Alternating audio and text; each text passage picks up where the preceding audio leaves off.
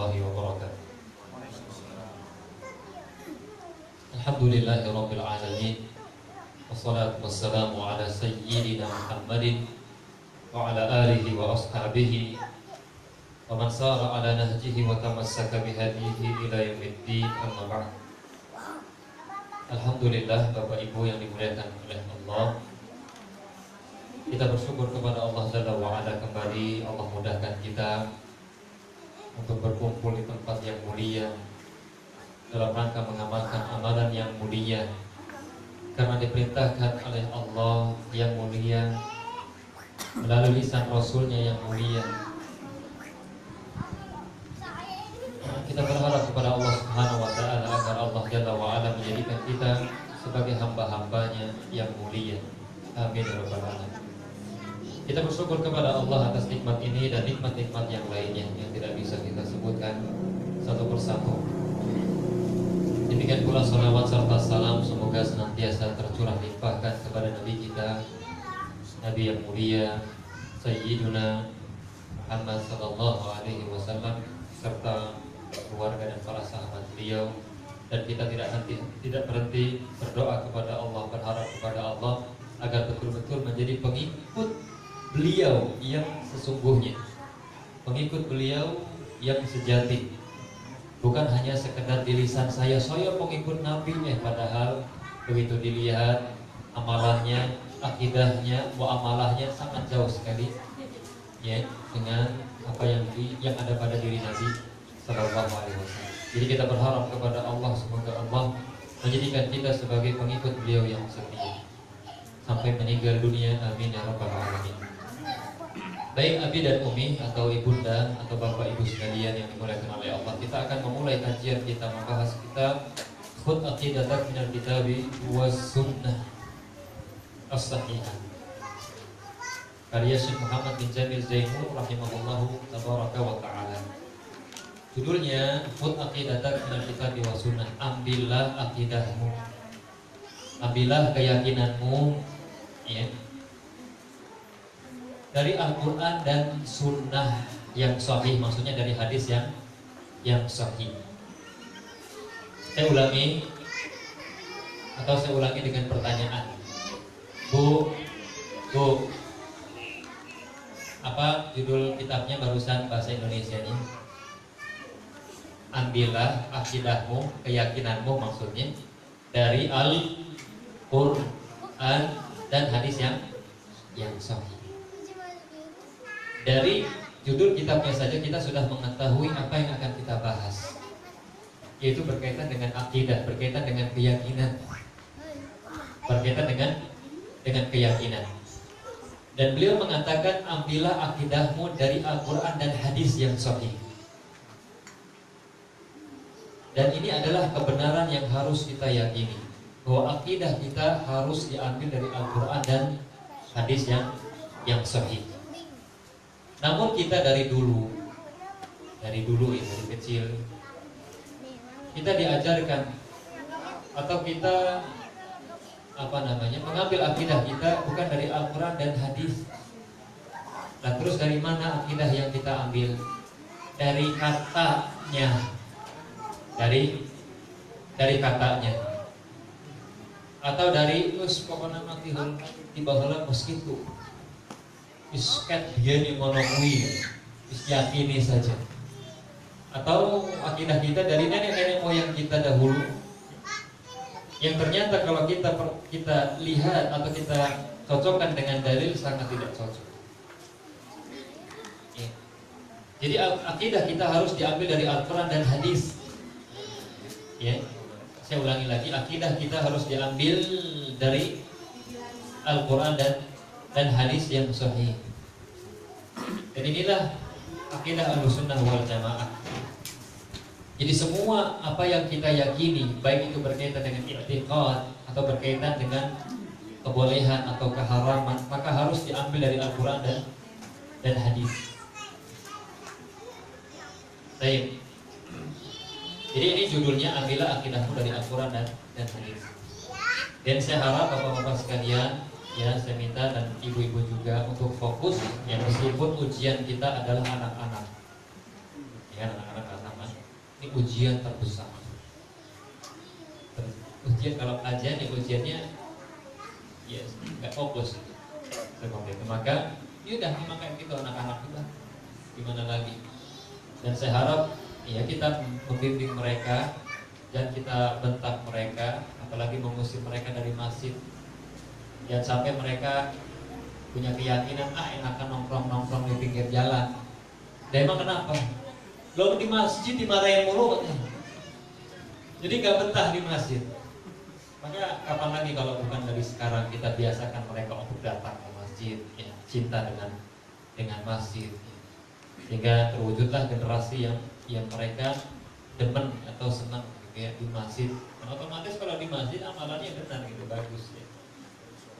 Baik, Ibunda yang Bapak Ibu sekalian yang dimuliakan oleh Allah, kita akan mulai membahas kitab ini. Kitab ini metodenya adalah soal jawab. Soal jawab. Ya, dan ini sangat bagus sekali untuk kita pemula, ya, untuk kita yang pemula belajar agama. Soal kemudian jawabannya, soal kemudian jawabannya.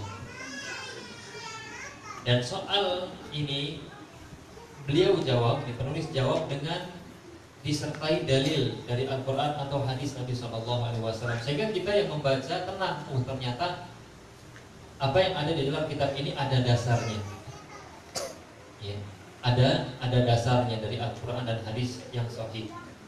Dan hendaklah kita demikian Pak, ketika belajar agama Pak ya. Kalau belajar dunia silahkan Pak, nggak perlu pakai dalil kalau dunia Pak. Kalau masalah dunia nggak perlu pakai dalil kebolehannya, tapi kalau masalah dunia ada nggak dalil yang mengharamkan? Itu kalau masalah dunia. Tapi kalau masalah agama, masalah akhirat yang ditanya mana dalil yang mengharuskan atau yang membolehkan. Kalau masalah dunia, mana dalil yang melarang. Kalau masalah akhirat atau masalah agama, mana dalil yang mensyariatkan. Baik, kita akan mulai. Kita langsung mulai dari halaman yang kelima.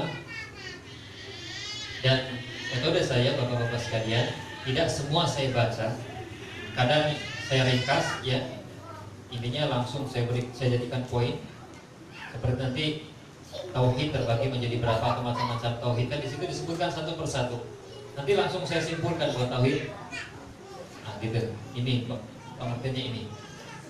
Kalau seandainya mau lebih lengkap ya dibaca di rumah. Boro-boro bisa baca kita, ya udah, ntar kalau pengen tahu artinya ada kok di toko-toko buku terjemahan. Kitab ini kitab kotak atau kitab kudun. Meskipun nggak kuning cetakannya Pak, maksudnya kertasnya, tapi sama saja. Baik, kita dimulai dengan pertanyaan. Kan sin ya, ada sin Pak ya sebelah kanan ya. Sin dan jim. Sin maksudnya soal, jim maksudnya jawab. Baik, terkadang saya baca dan terjemahkan, kadang saya baca aja langsung artinya maksud saya. Baik, beliau mengatakan rahimahullah, limadza khalaqanallahu. Limadza khalaqanallahu. Kenapa sih Allah itu menciptakan kita? Apa? Untuk apa sih Allah menciptakan kita? Ini pertanyaan pertama. Untuk apa Allah Subhanahu wa taala menciptakan kita? Pertanyaan ini Pak, kalau ditanyakan ke setiap orang, ya pasti jawabannya berbeda-beda. Ada yang mungkin jawabannya, ya pokoknya saya diciptakan ini untuk senang-senang. Atau saya diciptakan ini untuk ya menikmati apa yang ada di dunia ini. Atau yang lainnya, jawaban-jawaban yang lainnya. Oleh karena itu, pertanyaan ini dijawab oleh beliau dengan mendatangkan dalil, dan sebetulnya Allah sendiri yang menjawabnya. Beliau mengatakan khalaqana lina'budahu wa la nusyrika bihi syai'an. Allah Subhanahu wa taala menciptakan kita untuk beribadah hanya kepadanya. Ini Allah menciptakan kita untuk apa Bapak Ibu? Apa Ustaz? Yang ibu-ibu belum dibagi lupa. Begitu ya. Untuk apa tadi Allah menciptakan kita? Beribadah. Untuk beribadah. Jadi Allah Subhanahu wa taala menciptakan kita untuk beribadah hanya kepadanya dan tidak berbuat kesyirikan. Nanti kita akan bahas apa makna syirik. Dalilnya mana? Dalilnya qauluhu wa dalilu qauluhu ta'ala fi surat Adz-Dzariyat. Dalilnya adalah firman Allah taala di dalam surat Adz-Dzariyat. Allah berfirman, "Wa ma khalaqtul jinna wal insa illa liya'budun." Kata Allah di dalam surat Adz-Dzariyat, tidaklah aku ciptakan jin dan manusia melainkan agar mereka beribadah kepadaku. Jadi Pak, Bu, kita sudah mengetahui kenapa Allah menciptakan kita, yaitu untuk beribadah. Karena Allah mengatakan, kata Allah, "Wa ma khalaqtu," tidaklah aku ciptakan jin dan manusia melainkan agar mereka beribadah kepada. Jadi kita diciptakan untuk ibadah. Kalau kita merasa diri kita manusia, harusnya senang diajak beribadah. Kalau kita merasa diri kita senang, maka apabila kita merasa diri kita manusia, maka kita harus senang ketika diajak beribadah. Karena memang itu tujuan kita diciptakan.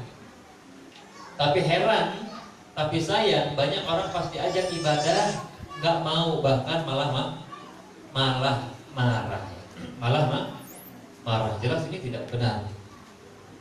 Ingat, Anda diciptakan oleh Allah untuk beribadah. Dan terus emangnya kita ibadah doang apa? Anak istri gimana makannya? Ya emang, ayo belajar yang benar gitu ya. Ibadah itu bukan hanya sholat di masjid aja, dikir, ya ngebleng di masjid gak keluar-keluar, bukan. Ibadah itu banyak. Makanya definisi ibadah adalah segala sebuah kata yang mencakup segala sesuatu yang dicintai oleh Allah. Ibadah adalah sebuah kata, ibadah kan, sebuah kata yang mencakup segala sesuatu yang dicintai oleh Allah dan diridhoinya, baik berupa perkataan atau perbuatan yang zahir atau yang batin. Jadi kerja kalau seandainya diniatkan agar menafkahi, agar dapat sesuatu yang bisa kita gunakan menafkahi anak istri kita, niatnya karena Allah, niatnya karena melaksanakan perintah Allah, maka jadi ibadah. Tapi ingat, jangan sampai kita melaksanakan suatu ibadah, kita meninggalkan ibadah yang lain, ibadah yang wajib maksud saya. Ya. Betul, mencari makan anak-anak dan istri ibadah, tapi jangan sampai Anda jadikan alasan ini untuk meninggalkan ibadah wajib yang lain. Seperti itu. Jadi untuk beribadah, kita diciptakan oleh Allah untuk beribadah. Jadi ibadah bukan hanya di masjid saja Pak ya. Bahkan Pak, kalau kita ibadahnya hanya di masjid saja, yang saya maksud adalah cukup saja untuk beribadah hidup ini, padahal dia punya tanggungan, dia lalaikan ya tanggungannya, kewajibannya, maka ini tidak benar. Maka ini tidak benar ya. Nabi mengatakan di dalam sebuah hadis yang diriwayatkan oleh Imam Abu Daud, "Kafa bil mar'i itsman an yudayyi'a man yaqut." Cukuplah seseorang itu berdosa ketika dia menelantarkan orang yang menjadi tanggung jawabnya, meskipun untuk beribadah. Do wis ngomah wae, wis tawakal, aku arep lunga berdakwah. Wis tenan. Lah, terus kepiye aku Mas? Terus gimana aku Mas? Mangane wis pokoke tawakal wae. Koyo datang ya. Maka ini tidak benar, Pak. Betul, Mas. Rezeki akan datang, tapi melalui kamu, kan kamu sebabnya. Ya, kalau kamu pergi gimana? Jadi ingat, ya, kita tidak boleh melaksanakan suatu ibadah yang wajib, tapi kita tinggalkan juga ibadah yang wajib, ibadah wajib yang lain. Jadi harus dikerjakan juga. Maka tidak benar kita katakan, ya, orang-orang yang mereka niatnya dakwah sana sini, tapi ternyata anak istri mereka tidak mereka perhatikan, mereka telantarkan. Jelas ini tidak benar. Tidak benar. Bahkan mereka berdosa kalau seandainya mereka menelantarkan anak istri mereka. Jadi ini dalil yang pertama bahwa Allah Subhanahu wa taala menciptakan kita untuk beribadah kepadanya. Jadi Pak, surat apa dalilnya? Surat Az-Zariyat. Ya, ayat 56. Allah katakan bahwa khalaqtul jinna, tidaklah kuciptakan jin dan manusia melainkan agar mereka beribadah kepadaku. Dari ayat ini Pak, kita dapat faedah. Ternyata Pak, ya, keyakinan orang yang tidak percaya adanya jin itu batil. Keyakinan ya kelompok atau orang yang tidak percaya adanya jin adalah batil, tidak benar. Ada Pak orang-orang yang mereka tidak percaya akan adanya jin. Oh, pola jin-jin gak ada kata mereka. Maka ini tidak benar. Karena Allah sendiri yang mengatakan tidak menciptakan jin dan manusia. Jadi jin itu benar-benar ada. Iya. Dan kalau kita perhatikan realita yang ada menunjukkan akan hal tersebut bahwa jin benar-benar ada. Jadi tidak benar apabila ada orang yang meyakini bahwa jin itu tidak ada. Kita katakan keyakinan Anda tidak benar karena Allah mengatakan wa ma khalaqtul jinna wal insa illa liya'budun. Tidaklah aku ciptakan jin dan manusia melainkan agar mereka beribadah kepadaku. Dan dari sini kita mendapatkan pelajaran juga dari ayat ini bahwa jin pun diperintahkan untuk ibadah. Karena Allah mengatakan apa Pak? Tidaklah aku ciptakan jin dan manusia melainkan agar mereka, ini jin dan manusia beribadah. Kalau ada yang bertanya, emang ibadah mereka bagaimana? Maka di sini ada silang pendapat di kalangan para ulama. Ada yang mengatakan, iya, ibadah mereka sama kayak ibadah kita. Sebagaimana kita sholat, mereka pun sholat. Sebagaimana kita puasa, mereka pun puasa. Sebagaimana kita haji, mereka pun haji. Sebagaimana kita melakukan ibadah itu, maka mereka pun sama. Ini pendapat yang pertama. Ada ulama yang mengatakan mereka diperintahkan untuk beribadah, tapi kita tidak mengetahui bagaimana tata cara ibadah mereka. Inilah yang benar. Kita yakini mereka diperintahkan untuk beribadah, tapi tata cara ibadah mereka yang sesungguhnya bagaimana kita tidak tahu, karena tidak ada dalil yang mengatakan secara tegas bahwa mereka ibadahnya sama kayak kita. Dan tidak ada dalil yang menunjukkan bahwa Nabi memberikan hari khusus para jin ngumpul gitu ya, ngumpul kajian. Tidak. Nabi SAW beliau hanya memberikan kajian ya, al-darah atau nasihat kepada para sahabat saya. Sehingga pendapat yang benar adalah kita yakini bahwa mereka nih para jin beribadah kepada Allah, namun ya, ibadah mereka bagaimana kita tidak tahu. Sehingga Pak, sebagaimana manusia ada yang soleh, ada yang toleh.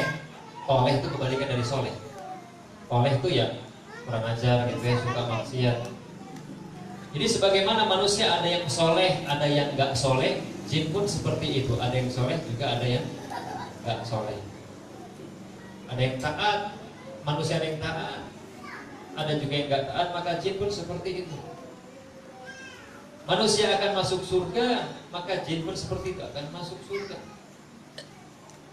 Sebagaimana manusia ada yang masuk neraka, maka jin pun ya, atau syaitan yang dari kalangan jin, maka mereka masuk neraka juga.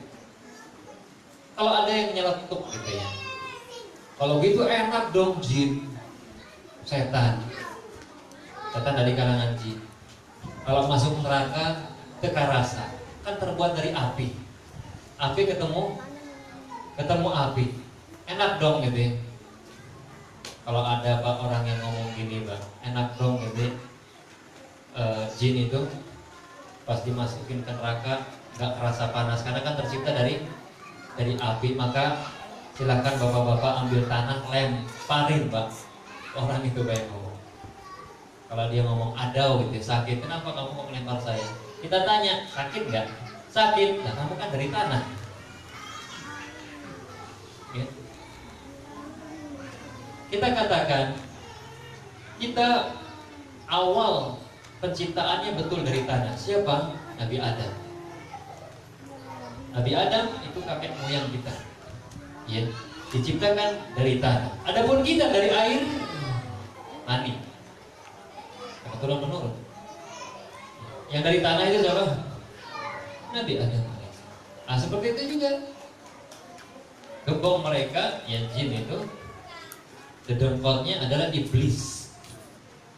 Nah terus kalau ada yang nanya, apa sih bedanya jin, setan, iblis? Kalau ada yang nanya Pak, terus apa bedanya antara jin, setan, iblis gitu ya? Kalau ada yang nanya begitu, maka kita jawab perbedaannya apa? Baik, Ibu-ibu jelas suara saya? Jelas ya? Jadi paham dong. Apa bedanya Bu? Setan, iblis, setan, jin sama iblis, bedanya apa? Ada yang tahu? Tidak ada hadiah insya Allah dari panitia. Nah, air doang enggak tahu. Snack. Snack. Semua dapat. Salam. Ada yang tahu Pak? Apa bedanya antara setan, kemudian jin sama iblis? Ayo kita jawab dari setan dulu deh. Pak, setan itu adalah sifat. Setan itu apa? Sifat. Setan itu kata para ulama, kullu mutamarridin ya wa mu'anadin. Setan adalah sebuah sifat membangkang, tidak taat, kurang ajar. Itu setan. Setan itu sifat. Setan itu sifat. Sudah paham? Ya. Jadi setan itu sifat. Kalau sudah paham setan itu sifat, kita beralih ke jin. Jin adalah makhluk. Ini yang diciptakan oleh Allah. Tercipta dari api. Kalau jin itu makhluk, diciptakan dari api. Sebagaimana manusia makhluk diciptakan asalnya dari apa? Dari tanah. Nah, setan ini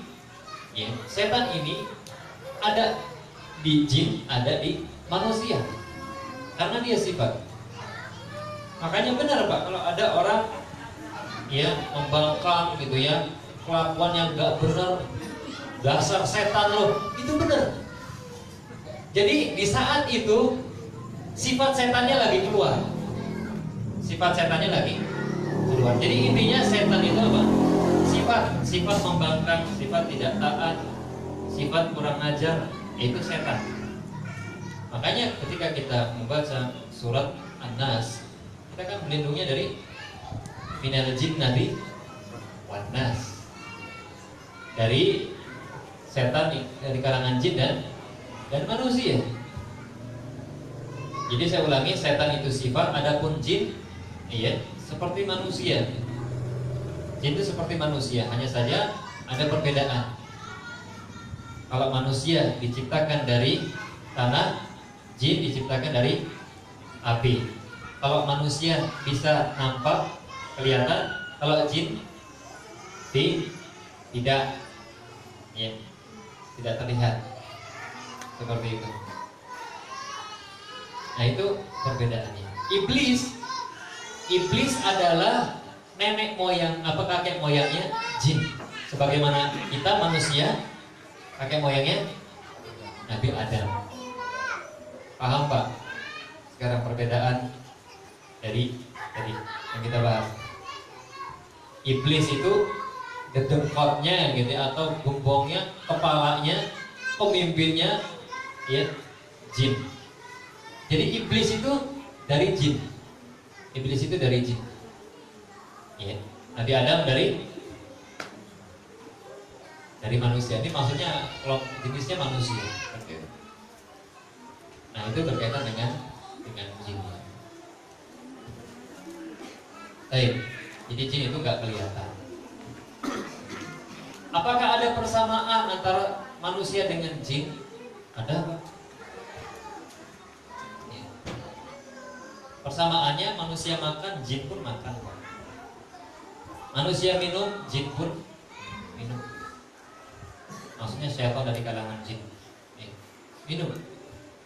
Makanya disebutkan dalam Sunan Abu Dawud, diriwayatkan oleh Imam Abu Dawud, kita tidak boleh mengotori kita tidak boleh istijmar. Istijmar itu cebok tapi nggak pakai air. Tidak boleh istijmar menggunakan tulang. Tidak boleh menggunakan tulang. Pakai daun silakan. Tidak boleh pakai tulang. Kenapa? Karena kata Nabi SAW, innahu ta'amu ikhwanina minal jin. Karena itu adalah makanan saudara-saudara kita dari kalangan jin. Jadi mereka makan. Iya. Seperti itu. Dan yang menunjukkan mereka makan dan minum, Nabi mengatakan, la ta'kulu bishimal wa la tashrabu bishimal wa la tashrabu bishimal. Ya, syaitan ya'kulu wa yashrabu bishimal. Jangan kalian makan dan minum pakai tangan kiri. Kenapa? Karena setan ini dari kalangan jin makan dan minum pakai tangan kiri. Ini menunjukkan mereka makan dan minum. Dan ini sekaligus larangan bagi kita untuk makan dan minum dengan tangan kiri. Haram hukumnya. Orang kita Pak menyerupai orang-orang kafir saja, ya, dalam agama mereka tidak boleh Pak. Apalagi menyerupai yang membuat mereka kafir, yaitu syaitan dari kalangan jin. Syaitan dari kalangan jin. Maka tidak boleh kita serupai mereka. Ya. Itu diantara persamaannya. Mereka ibadah ya, kita juga ibadah. Seperti itu. Baik. Kalau mau kita sebutkan lagi, bedanya lagi kalau mereka bisa masuk ke tubuh manusia. Kalau manusia kita masuk ke tubuh mereka, nggak bisa. Dan jin sekali lagi ada yang jahat, ya maka kita berlindung kepada Allah Subhanahu Wa Taala dari gangguan jin. Ini kan Di antara perlindungan kita dari jin, ya adalah kita sering baca Al-Quran, banyak berzikir kepada Allah Subhanahu Wa Taala. Ya. Kalau di rumah supaya terbebas dari jin, Pak. Ya. Supaya rumah nggak angker, Pak. Supaya rumah nggak angker gimana? Maka kata Nabi SAW, jangan buka pintu atau jangan dibiarkan jendela pintu terbuka, ya, di waktu maghrib. Karena ketika itu, ya, syaitan dari kalangan jin bertebaran. Maka kata Nabi SAW, idza aqbala al-lailu kuffu sibyanakum. Apabila malam telah tiba, maksudnya matahari telah terbenam, maka tahan anak-anak kalian, jangan keluar tuh, dan tutup pintu jendela kalian. Karena ketika itu syaitan dari kalangan jin bertebaran. Kemudian di antara penjagaan lagi supaya rumah kita nggak angker, ya, lepaskan gambar-gambar yang bernyawa, simpan. Kalau foto-foto keluarga, ya kalau kangen, ya ini dilihatnya pas kangen saja, pas kangen lihat. Kalau hari-hari biasa disimpan saja.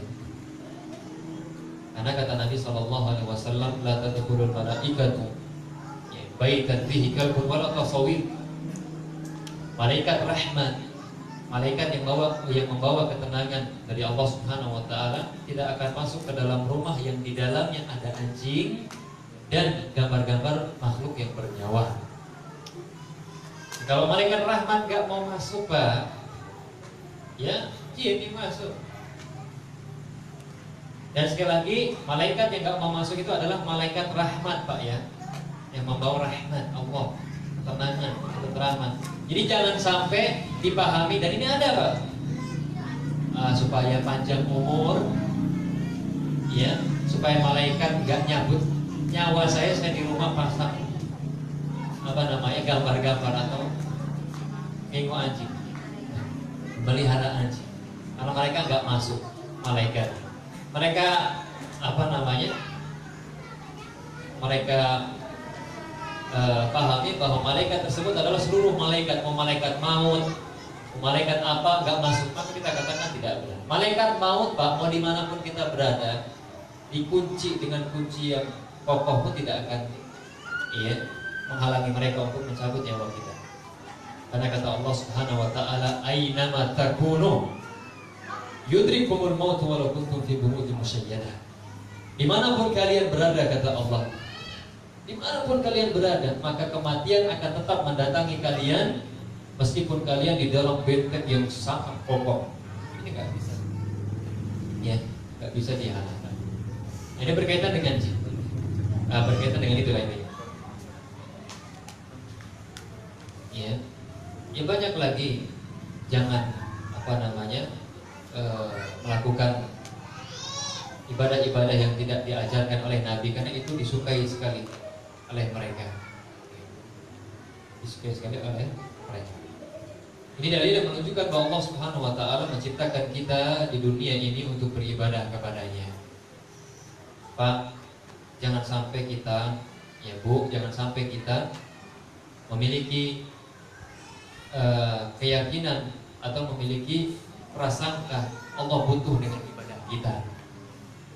Allah memerintahkan kita untuk beribadah bukan karena Allah butuh Pak dengan ibadah kita. Enggak, wallahi sama sekali tidak.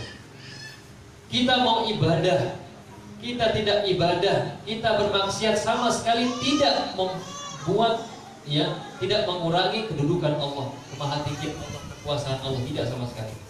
Taatnya kita tidak menambah tingginya Allah, kedudukan Allah yang maha agung, tidak. Maksiat kita pun tidak akan mengurangi keagungan Allah sama sekali. Jadi Allah perintahkan kita untuk beribadah supaya kita yang mendapatkan manfaatnya.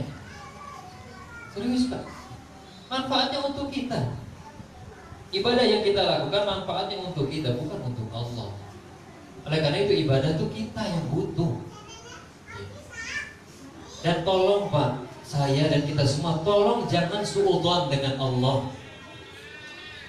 Banyak orang-orang, banyak manusia-manusia yang suudzon, buruk sangka dengan Allah. Yes. Kalau saya ibadah nanti sulit, ada nggak Pak ini? Kalau saya beribadah nanti sempit, gerak-gerik saya mau apa saja, maka serba susah atau sulit. Naudzubillah min dzalik. Seburuk itu prasangka kita kepada Allah Jalla wa'ala. Justru kalau kita mau belajar Pak, dari dalil-dalil yang ada, barang siapa yang dekat dengan Allah, Allah akan mudahkan segala urusannya. Allah berikan kebahagiaan ke dalam hatinya, Allah akan masukkan kesenangan dalam hatinya. Meskipun keadaannya biasa-biasa saja. Pak, demi Allah Pak, kebahagiaan tidak diukur dengan harta. Betul adanya harta, betul adanya perbendaharaan dari harta dunia itu bisa mendorong kita untuk merasakan kebahagiaan. Tapi Pak, bukan itu satu-satunya Pak. Kebahagiaan kita di dunia sama sekali tidak. Jangan Anda melihat orang-orang yang mereka menggunakan mobil mewah, rumahnya masya Allah megah, Kita lihat di mana-mana, di kota dan seterusnya, tokonya besar-besar gitu usahanya luar biasa. Jangan Anda pikir semua mereka itu adalah orang-orang yang senang. Sama sekali tidak Pak. Kenyataan yang ada Pak. Saya sering menyaksikan, bahkan tidak jarang. Saya katakan tidak jarang, sering Pak, orang minta nasihat kepada saya, nanya tentang muamalah, tentang usaha mereka. Ternyata selama ini yang kita lihat luar biasa, kelihatannya hidup enak, tidurnya nyenyak, tidak seperti itu. Mobilnya mewah, naam, rumahnya megah, masya Allah, tapi utangnya Pak miliaran Pak, miliaran. Pak, utang miliaran Pak, Kita mungkin utang 5 juta aja udah pusingnya luar biasa kan ini. Nah ini miliaran. Ayo. Jadi hasil dari usahanya itu untuk bayar utang Pak. Ya saya sih sampaikannya, bertobatlah kepada Allah, tawakallah kepada Allah, jual apa yang ada, ya, itu diantaranya ya. Banyak lagi solusi yang lain. Ini jangan. Pak wallahi Pak, kebahagiaan itu di hati Pak. Kebahagiaan itu di hati. Kita menjadi orang yang bersyukur kepada Allah, beribadah kepada Allah. Allah Pak, itu kebahagiaan yang hakiki Pak. Ya. Kebahagiaan yang hakiki, meskipun mungkin kita tidur di atas tikar ya. Tapi kalau seandainya baru geletak aja udah berangkat Pak. Nah kadang baru baca ayat kursi, Allahu la ilaha illallah, langsung Pak. Nikmat Pak. Bagaimana? Tidur itu rahmat Bapak, serius. Allah bahasakan di dalam Al-Quran, tidur itu rahmat dari Allah. Ketika kita tidur, geletak, datang rahmat Allah, itu nikmat yang luar biasa. Tidur itu nikmat. Berbeda dengan orang-orang ini yang mereka tadi utangnya miliaran Pak, rumah air sarai Pak. Gimana buat itu? Aku biar turun. Saya sok pikir bisa bayar utang. Saronian pokoknya. Saronian. Sengsara. Ingat bahwa harta benda itu bukan barometer kebahagiaan, sama sekali tidak. Makanya Nabi mengatakan Pak, Nabi mengatakan, ya, Innallaha a'tad dunya. Bu, dengar nggak? Nabi mengatakan, Bu, disebutkan dalam Sahih, disebutkan di dalam kitab Adabul Mufrad karya Imam Al-Bukhari rahimahullah. Nabi mengatakan, Innallaha a'tad dunya liman ahabba wa man la yuhibbu. Allah Subhanahu wa taala memberikan dunia ini, Pak, memberikan kenikmatan dunia kepada orang yang Allah cintai dan kepada orang yang tidak Allah cintai. Ya, jadi kata Nabi SAW, Allah ngasih dunia, ngasih ya kemudahan, harta, bukan menunjukkan berarti cinta. Enggak, karena kata Nabi apa? Sesungguhnya Allah memberikan dunia ini kepada orang yang Allah cintai dan kepada orang yang tidak Allah cintai. Ya. Wa a'tal akhirah wa a'tal iman liman ahabba. Namun Allah memberi keimanan hanya kepada orang-orang yang Allah cintai. Memberi kemudahan untuk beribadah itu hanya kepada orang-orang yang Allah cintai. Makanya Pak, sesusah apapun kita, makan mungkin sama sambal terasi doang, tapi kalau kita dimudahkan oleh Allah untuk sholat 5 waktu, beribadah, mendekatkan diri kepada Allah, wallah Pak, itulah tanda Allah cinta kepada kita. Tanda cinta kepada kita.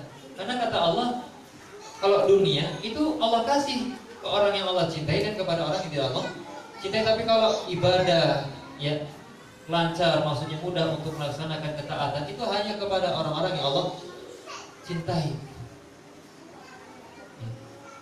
Sehingga jangan sampai ketika kita melihat orang-orang kafir kaya raya, langsung kita protes sama Allah. Ya Allah, saya tiap hari sujud tidak sampai hitam, kaki nyampe bengkak.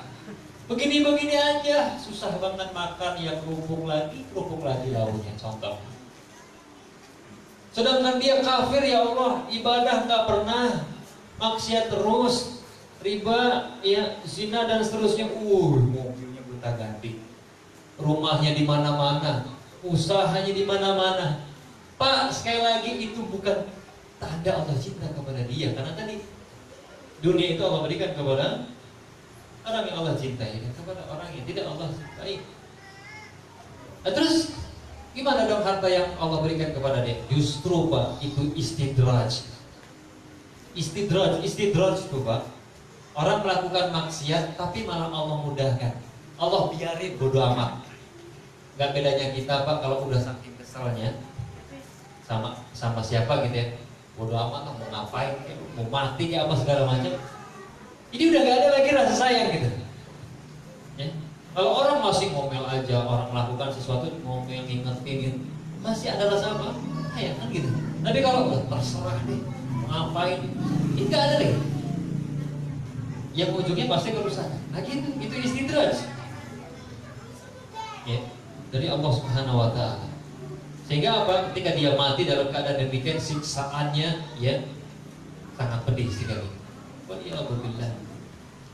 Ingat Pak, kampung halaman kita ini sebagaimana kita sampaikan di pertemuan ini, kampung halaman kita adalah akhirat. Pak, sesusah-susahnya kita di dunia, sekali lagi saya ulangi, sesusah-susahnya kita di dunia Pak, masih bisa tersenyum, masih bisa makan Pak, masih bisa merasakan nikmatnya nasi, masih bisa merasakan nikmatnya garam Pak, masih bisa tidur Pak. Sesusah-susahnya di dunia, jangan sampai Pak di akhirat susah, di kuburan susah Pak. Demi Allah Pak, gak akan ada yang sanggup di antara kita. Nabi mengatakan Pak, api yang dijadikan alat untuk menyiksa orang-orang yang suka membangkang kepada Allah, panasnya Pak, kata Nabi, disebutkan dalam Sahih Bukhari, panasnya dilipat gandakan menjadi 70 kali lipat dari panasnya dunia Pak. So saya tanya Pak, atau iya saya tantang lah, siapa di antara kita yang berani dibakar 2 menit aja Pak dengan api dunia? Silahkan mau maksiat sok mangga, tapi setelah itu dibakar 2 menit. Ada di antara kita yang mau? Tidak akan ada. Di kuburan, di akhirat Pak, api yang dijadikan alat oleh Allah untuk menyiksa 70 kali lipat panasnya. Masih di antara kita berani untuk meninggalkan ibadah? Dan gak bentar Pak. Jangan sampai tenang mampir, paling dia bentar. Ada yang kayak gitu, berpikiran kayak gitu, paling disiksa ya berapa hari doang Pak. Disebutkan dalam hadis, sehari di akhirat, saya ulangi, sehari di akhirat itu sama dengan 1000 tahun di dunia Pak. Sehari di akhirat berapa tahun di dunianya Bu? 1000. Kalau seandainya disiksa di akhirat 7 hari sama dengan disiksa 7000 tahun. Itu kalau seminggu doang. Nah kalau maksiatnya banyak, siapa Pak di antara kita Pak sesaat saja dibakar, nggak berat, nggak bisa. Oleh karena itu banyak amalan agar kita selamat dari selamat dari siksaannya, beribadah kepada Allah, banyak bertobat kepada Allah ketika jatuh ke dalam dosa maksud saya. Ya, karena kita adalah manusia yang tidak luput dari dosa, maka kita banyak bertobat, minta ampun kepada Allah, minta husnul khotimah, minta dimudahkan. Serius Pak, ya, kalau kita dekat sama Allah rezeki mudah Pak. Rezeki mudah Pak. Kalau kita dekat dengan Allah dan serius Pak ya, dekatnya dan istiqomah. Istiqomah itu maksudnya terus, maka akan mudah rezeki kita Pak. Karena sebetulnya yang membuat rezeki kita seret, yang membuat rezeki kita macet adalah dosa kita. Dosa kita. Di antara sebabnya dosa kita. Makanya disebutkan dalam hadis, Nabi mengatakan, innar rajula la yuhramu min rizqihi bidzambin yusibu. Sungguh ada orang yang ditahan dari rizkinya. Kenapa? Karena sebab dosanya sendiri. Jadi dari hadis ini kita mendapatkan pelajaran bahwa dosa itu bisa menyeratkan rizki, bahwa dosa itu bisa menyebabkan kita menyebabkan nikmat yang kita rasakan dicabut oleh Allah. Dosa itu bisa menyebabkan nikmat yang Allah berikan kepada kita dicabut oleh Allah. Ya buktinya Pak, Nabi Adam kurang enak apa Pak sama Hawa di surga Pak. Ada apa aja ada. Terus gara-gara maksiat kepada Allah dicabut tidak kenikmatannya. Dicabut dengan apa? Diusir, dibuang dari surga ke tempat pembuangan, yaitu bumi. Tempat pengusiran, Pak. Tempat pengasingan. Ya, dunia tempat pengasingan, tempat pengusiran, tempat pembuangan. Seperti itu. Kan pas maksiat dibuang. Makanya sekali lagi kita berusaha untuk mencari bekal menuju akhirat. Menuju akhirat. Sudah jelas Pak ya, kita diciptakan oleh Allah untuk beribadah kepadanya. Baik, dan ibadah sudah kita ketahui tadi. Ibadah adalah kata yang apa? Yang mencakup segala sesuatu yang dicintai oleh Allah dan diridhoinya, baik berupa perkataan maupun perbuatan. Dan ini ya, yang kedua kan mahiyat ibadah. Kalau kita baca lagi, ada dalilnya lagi bahwa kita diciptakan untuk beribadah. Hadis Nabi SAW yang diriwayatkan oleh Imam Bukhari dan Muslim, haqqullahi 'alal 'ibadi an ya'buduhu wa la yusyriku bihi syai'an. Hak Allah yang wajib ditunaikan oleh para hamba adalah beribadah kepadanya dan tidak berbuat kesyirikan. Itu tidak beribadah kepada selain Allah. Ini hak Allah. Jadi ibadah, Pak, ibadah itu adalah hak Allah. Maka tidak boleh kita berikan kepada selain Allah Subhanahu wa ta'ala. Karena ini adalah hak Allah, maka kita harus bela. Maka kita tidak senang apabila ada ibadah diberikan kepada selain Allah. Apabila ada ibadah yang ditujukan kepada selain Allah, kita tidak senang. Kenapa? Karena ini adalah hak Allah, hanya untuk Allah. Apabila diberikan kepada selain Allah, maka ini adalah pencemaran, perusakan atau merusak hak Allah Subhanahu wa ta'ala. Maka sebagaimana ketika hak orang tua kita dirusak, hak orang tua kita ya dijelek-jelekan, kita akan bela. Bahkan ada di antara anak yang rela mati untuk membela hak orang tuanya. Maka begitu juga kita, ada hak Allah ya dicoreng gitu ya, maka kita bela hak Allah Subhanahu wa ta'ala itu dengan cara kita dakwahkan. Azan masa baru sebentar. Dan kita habis isya lanjut sebentar. Kemudian setelah itu kita buka sesi tanya jawab. Dan Pak, saya sampaikan, meskipun kitab ini tidak selesai, ya, yang penting paham. Yang penting paham. Karena memang pembahasan tauhid itu luas. Intinya meskipun sedikit tapi paham itu lebih baik. Sebenarnya yang terbaik ya banyak dan paham gitu. Tapi karena waktunya, maka sekali lagi kita